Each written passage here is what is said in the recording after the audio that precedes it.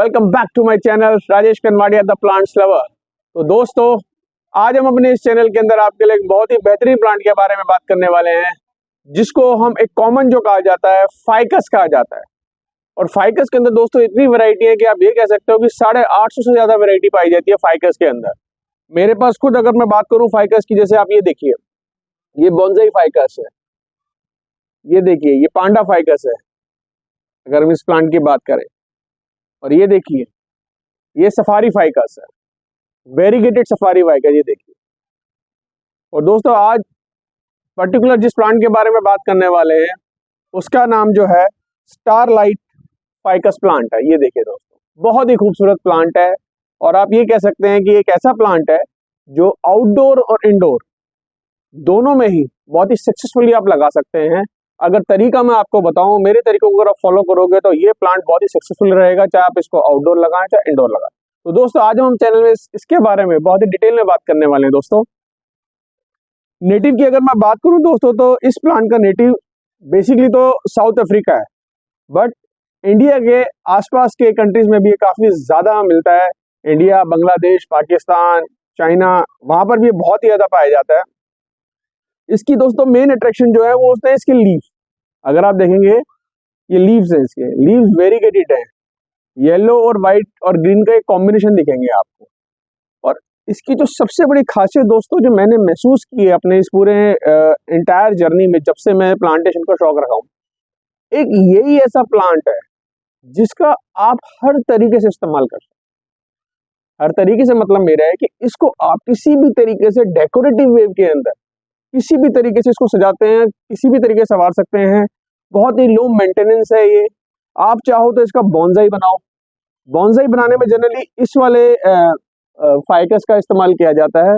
अगर आप bonsai variety कहीं भी देखेंगे तो आप महसूस करेंगे कि उसके लिए इस तरीके के डार्क होंगे, और बोनसाई सबसे ज्यादा इस वैरायटी में बनता है, राइट दोस्तों।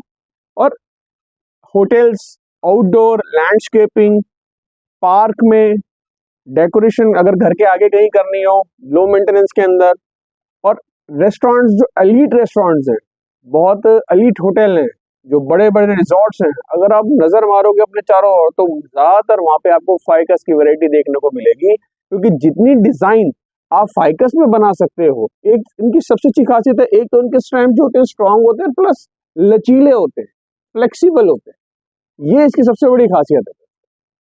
जब आपके प्लांट का जो स्टेम है, स्टेम लचीला और स्ट्रांग होगा तो आप उसको डिजाइन कर सकते हो। मैं पिक्चर के थ्रू आपको दिखाऊंगा कि लोग इसमें कितने एक्सपेरिमेंट करते हैं इस प्लांट्स के साथ, और सक्सेसफुली होते हैं और लो मेंटेनेंस होते हैं।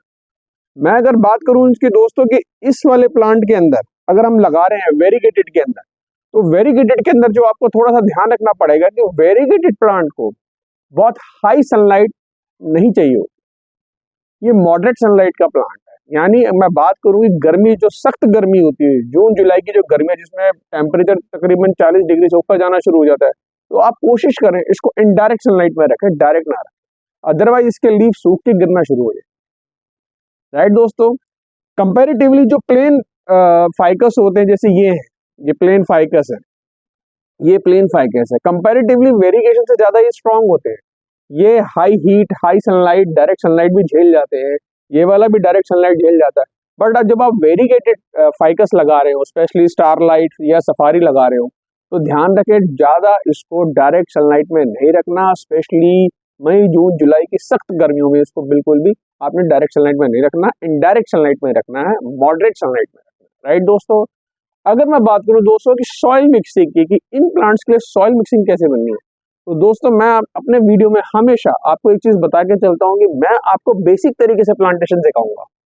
तो आपने इसकी जो सॉइल बनानी है, मॉडरेट ड्रेन बनानी है। मॉडरेट ड्रेन मीन्स इसके अंदर 50% आपने लेना है वर्मी कंपोस्ट, 10% आप चाहो तो सैंड मिक्स कर सकते हो, अगर आप चाहो तो। अगर नहीं भी ऐड करोगे कोई प्रॉब्लम नहीं, और 40 to 50% इसमें आप वर्मी कंपोस्ट या ऑर्गेनिक कंपोस्ट ऐड करेंगे तो ये बहुत ही सक्सेसफुली रहेगा, राइट। पानी की अगर मैं बात करूं दोस्तों, तो बहुत ज्यादा पानी इसमें नहीं डालना है, मॉडरेट वाटरिंग करनी है। सॉइल आप महसूस करें टच करके कि हाँ ड्राई हो गई है, तो आप वाटरिंग करें। ज्यादा ओवर वाटरिंग आप करेंगे तो ये फिर आपको पता है इसके लीव्स जो हैं वो येलो होना शुरू हो जाएंगे और ब्राउन होकर गिरना शुरू हो जाएंगे। राइट। बात करूं दोस्तों इनकी एयर प्यूरिफाइंग प्रॉपर्टी की, तो आपको जान के बड़ी खुशी होगी कि ये एक ऐसा प्लांट है जिसकी एयर प्यूरिफाइंग प्रॉपर्टी बहुत ही ज्यादा स्ट्रांग है।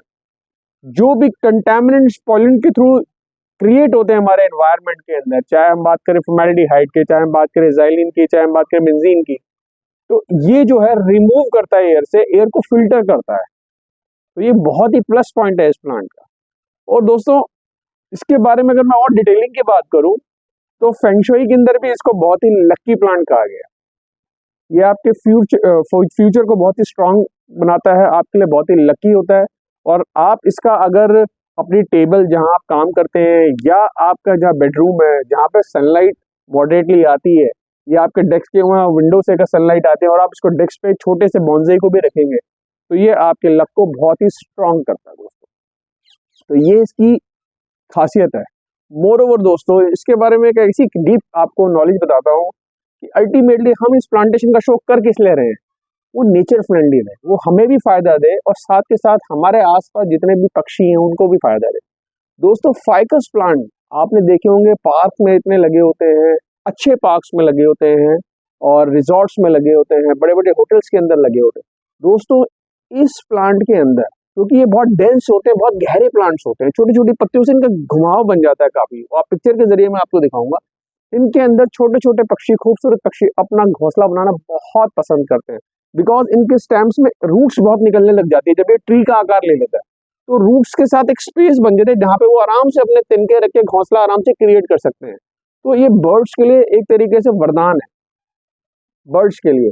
मोर ओवर दोस्तों ये इतना विशाल भी बन जाता है कि इसकी छाया बहुत ही बढ़िया रहती है। जहां भी एक साथ आप 15-20 अगर ट्री लगा दोगे फाइकस के, तो आप महसूस करोगे कि उस पर्टिकुलर नीचे छाया रहती है, बिल्कुल धूप नीचे नहीं आने देता। तो ये इसकी दोस्तों बहुत अच्छी खासियत है, पर्यावरण के लिए भी ये बहुत ही फायदेमंद है। तो मैं उम्मीद करता हूँ कि इस प्लांट को आप अपने घर में, घर के बाहर आउटडोर में, या आपके आसपास पार्क अगर हो तो वहां पे आप इसको जरूर लगाएं, ताकि ज्यादा से ज्यादा फाइकस लगने से ज्यादा हम अपने पर्यावरण को पोल्यूशन फ्री बना सकते हैं, हम अपने आसपास पक्षियों के लिए घर बना सकते हैं।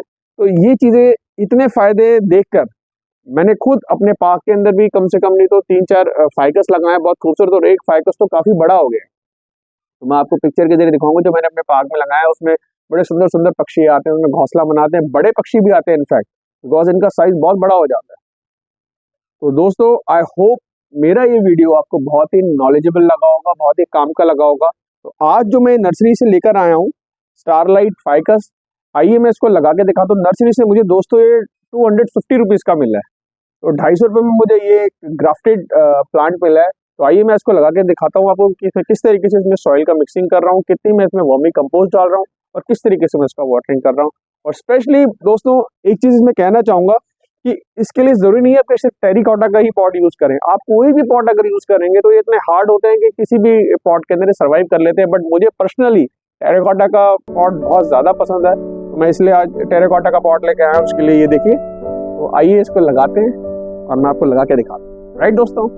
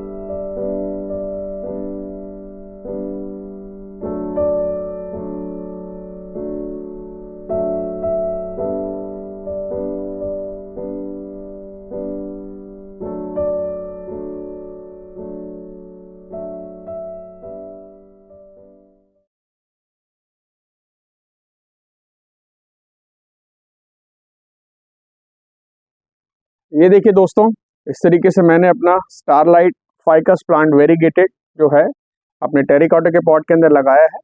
50% मैंने सॉइल लिए, गार्डन सॉइल, और 50% के लगभग 50% मैंने लगभग वर्मी कंपोस्ट लिया है और इसका मिक्सचर बना के मैंने टेरिकॉटा के पॉट में लगाया है। अब मैं इसको हल्की सी छाया में इनडायरेक्ट सनलाइट के अंदर रख दूंगा, बिकॉज अब धीरे धीरे गर्मियां बढ़ती चली जा रही हैं, तो मैं डायरेक्ट सनलाइट में रख के इसको इनडायरेक्ट सनलाइट में रखूंगा और आप देखिएगा धीरे धीरे काफी बुशी हो जाएगा और बड़ा हो जाएगा। तो दोस्तों, अगर आपको मेरा वीडियो पसंद आए तो प्लीज लाइक एंड सब्सक्राइब करना ना भूलिएगा। आपका यही प्यार मेरे को मोटिवेट करेगा और अच्छे से अच्छे वीडियो बनाने के लिए। धन्यवाद।